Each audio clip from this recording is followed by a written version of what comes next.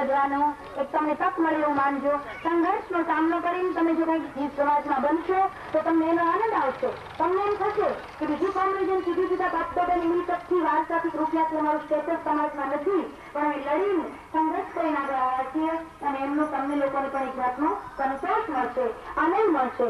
અને સાથે તો છે જ અમે દિલીપભાઈ છે, બીજા ભાઈઓ છે અને માધાપરના ઘણા સવર્ણના ભાઈઓ બહેનો પણ અત્યારે તમને અહીં જોવા મળે છે અને અંગત મારી એમને ભલામણ છે.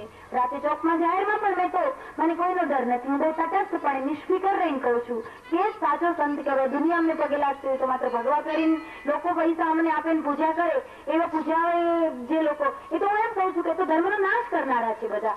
સમાજમાં દલિત વર્ગને ઉપર લાવે, ક્રાંતિકારી વિચારો ધરાવે, સંસ્કૃતિની રક્ષા કેમ થાય, ભાઈ ભાઈ વચ્ચે માનવ માનવ વચ્ચે ભાઈ ભાઈની ભાવના કેમ આવે, આવો પ્રચાર કરવો એ સાચો અમને અમારો ધર્મ લાગે છે. અને માટે હું તો કટિબદ્ધ છું જ અને બીજા ભાઈઓ પણ તમને મદદ કરશે એવો મને વિશ્વાસ છે. અને એનાથી વધારે કહી દો, વધારે સારી વાત, આમ તો મને ખાનગી રાખવાનું કીધું છે દિલીપભાઈએ, પણ હવે કહી દો, વાંધો નહીં, કોઈને કહેતા નહીં તમે, પણ આપણી વચ્ચેની જ વાત છે કે દિલીપભાઈએ તો મને એ પણ કીધું છે કે નજીકના ભવિષ્યમાં 1-2 વર્ષમાં તમને એક રામકથા પણ મળવાની છે કોળીવાસના ભાઈઓને. અને તમારી કરતા અમારા પટેલભાઈ વધારે તાળી પાડે છે, મતલબ તમને ટેકો આપવાના છે એવું એને જાહેર કર્યું છે. એમની મુક્ત સંમતિ છે, એ લોકો વધારે થશે, આવવા ને ક્યાં જશે, ઘરે જે આવે એની ઘરથી આવશે કથા સાંભળવા, અને કથા સાંભળવા આવશે એટલે આપણે બધાનો લાભ લેવાનો. આપશો ને સહકાર? હા, એ લોકો સહકાર આપવા તૈયાર છે. તો તમારા નામો મેં સાંભળ્યું છે કે હિન્દુત્વથી ભ્રષ્ટ થતા જાઓ છો, તમે તમારી જવાબદારીઓને ભૂલતા જાઓ છો અને તમે પોતે શું છો સંસ્કૃતિને ભૂલતા જાઓ છો. તો ભાઈઓ બહેનો, વ્યસનોનો ત્યાગ કરજો, બીડી તમાકુ અથવા નાના મોટા જે હોય તે તમે થોડો પુરુષાર્થ કરજો, થોડી મહેનત કરજો. તમે પોતે એવું શું કામ આપણે કે કોઈ આપણને દલિત સમજે. હું એમ કહું કે કોઈને જ મળે તો એટલે આપણે નાવાનું નહીં, આપણે વ્યવસ્થિત કપડા નહીં પહેરવાના, આપણે ગોબરાથી નહીં ફરવાનું. કોઈ કઈ શું જાય કે કોળી છીએ આપણે કે નહીં? હા, મોઢા ઉપરથી વેશ ઉપરથી એવા નહીં ગયેલા ગોબરા લાગવા જોઈએ આપણે કે કોઈને એમ થાય કે ઠીક આ કોળીવાસમાંથી આવે છે. નહીં, બીજા અપનાવે કે ન અપનાવે, આપણું કઈ મૂલ્ય નથી, આપણા આત્માનું કઈ મૂલ્ય નથી. ઈશ્વરે એને 2 હાથ આપ્યા છે તો આપણને 2 હાથ આપ્યા છે, બીજાને 2 પગ આપ્યા તો આપણને 2 પગ આપ્યા છે. આપણે મુઠ્ઠી ભરીને દૂધ નથી ખાતા, આને જ ખાઈએ છીએ. એ ફૂલ ડીશ જમે છે, આપણે ફૂલ ડીશ જમીએ છીએ. તો પછી આપણે વ્યવસ્થિત શું કામ ન રહ્યું? બરાબર કે નહીં? એ જોવું છે. વર્ગ જુદો કરી જાય છે અમુક. શું કામ? એમની પાસે સંસ્કાર નથી. તમારો થોડોક વાંક છે. તમે એમ નહીં માનતા કે તમે બિલકુલ નિર્દોષ છો. તમારી થોડીક જીવન પ્રત્યેની બેદરકારી, તમારા વાળ સરખા રાખો, ઓળાવીને રાખો. સવારમાં તમે સ્નાન કરો, જે તમે જે ભગવાનને માનતા હો, ધૂપ દીપ અગરબત્તી કરો. એટલા બીડીઓ પાછળ આપણા પૈસા વેડવાય તો અગરબત્તીના પૈસા ન મળે. ચૂલાને હે ચૂલા દેવ, મારું પેટ ભરી દે, ચૂલો દેવ કઈ ના કરે. પુરુષાર્થ કરવો પડે, મહેનત કરવી પડે. પુરુષાર્થ કરો, પવિત્ર થવાની કોશિશ કરો. શરીર શુદ્ધ હશે તમારું મન શુદ્ધ રહી શકશે. શરીર શુદ્ધિની બહુ જરૂર છે, હું દરેકને કહું છું. એનાથી કઈ એવું નથી કે ખાલી તમે ચોખ્ખા દેખાવમાં લાગશો, તમને ઘણા બધા રોગ થતા પણ અટકશે, ચેપ લાગતા પણ અટકશે.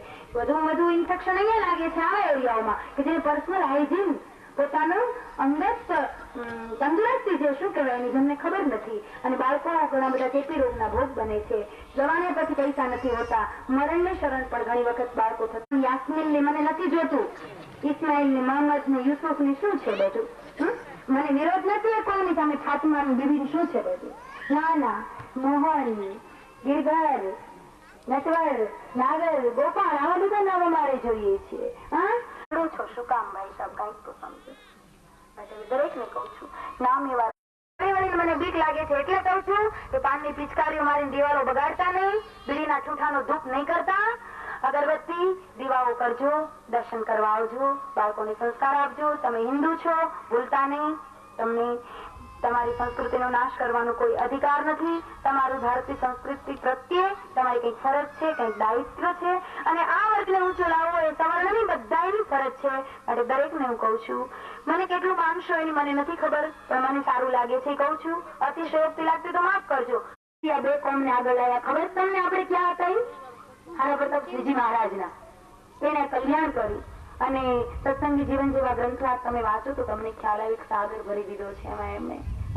ભક્ત ચિંતામણી, હરિલીલામૃત, વચનામૃત જુઓ તમે.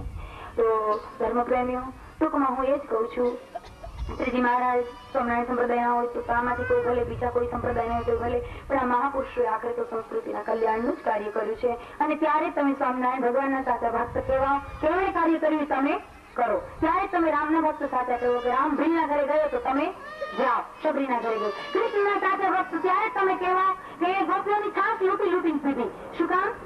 એ મટકી ફોડતો. શું કામ? એટલી તોફાની તો આજકાલના કોલેજિયન છોકરા જેવો હતો કે એને મજા આવતી હતી. કૃષ્ણ મૂરત નહોતો. મટકી ફોડવાનું કારણ કે ગોકુળમાંથી મથુરા મારું દહીં વેચાવા જઈ મને મંજૂર નથી. મારા ગામની સમૃદ્ધિ મારા ગામમાં રહેવી જોઈએ.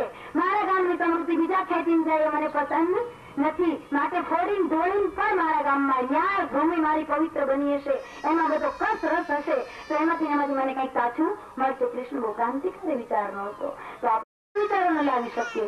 દરેક ભાઈઓ બહેનોને કહું છું કે આદિ વ્યક્તિએ જે કર્યું, અમારા સ્થાપના કરનારે સંપ્રદાયના સ્થાપકે મહાપુરુષોએ જે કંઈ કર્યું, એમના આદર્શને નજર સમક્ષ રાખીને ભેદભાવ ભૂલીને કંઈક કરજો. શું કરવું? હું ઘણું બોલી, તમારી મરજીની વાત છે, એ સમજવાનું તમારે છે. માત્ર ભાષણો આપવાથી કોઈ ફાયદો નથી. મારે શું કરવું જોઈએ હું કરું છું. અહીંયા આવી અને મેં સાબિત કર્યું કે હું તો કરું જ છું, પણ તમે કરો. વિશેષ મારે કહેવાનું નથી.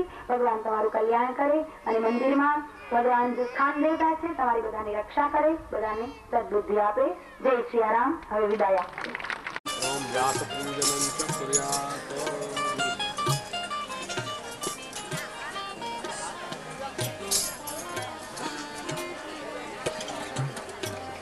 ગંધદ્વારામ દુરાધર્ષામ નિત્યપુષ્ટામ કરીષિણીમ ઈશ્વરીમ સર્વભૂતાનામ તામિવોપવૈ શ્રિયમ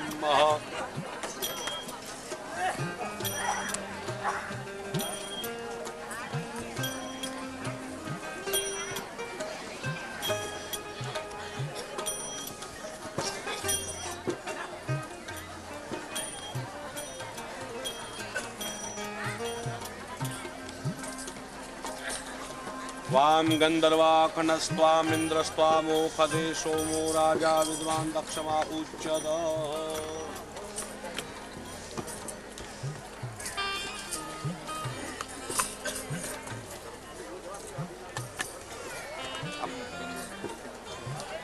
आप पण करजो. नमो सनन्दाय सहस्रमूर्धये सहस्रपादाक्षिशिरोर्बाहवे सहस्रनाम्ने पुरुषाय शाश्वते सहस्रकोटि युगधारणे नमः कमलनाभाय नमस्ते जलसायने नमस्ते केशवानंद वासुदेव नमोस्तुते.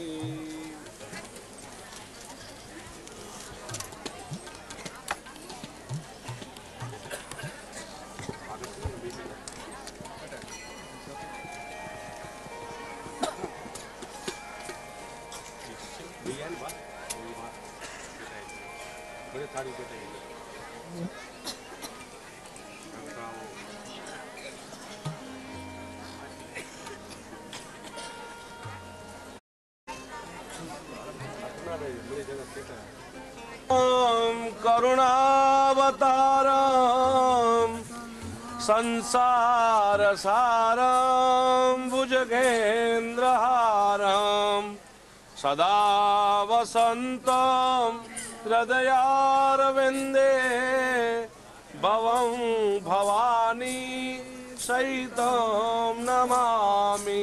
आरार्तिकं समर्पयामि. सप्तास्यासं परित्रयत्री सप्तसमिदः कृताः देवाय वेदन्तन्वान अबदन् पुरुषं पशुमा. पाणी पीता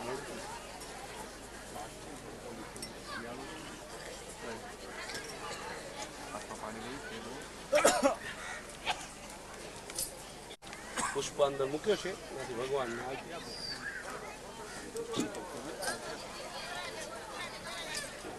રાખી દો.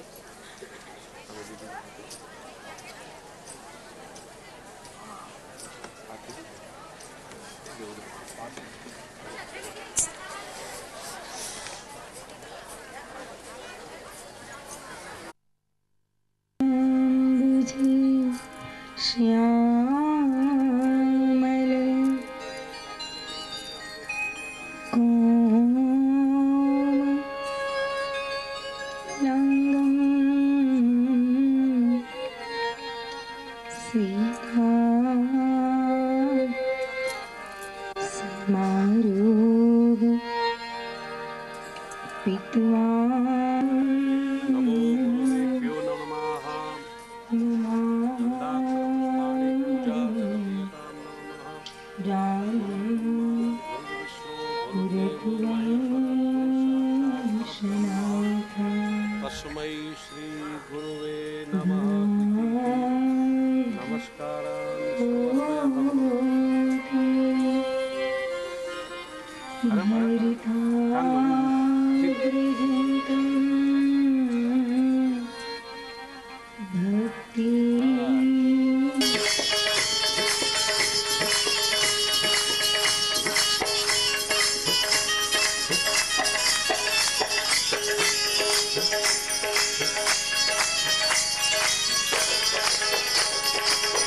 આશ્રમ આવીને પ્રભુ પૂછે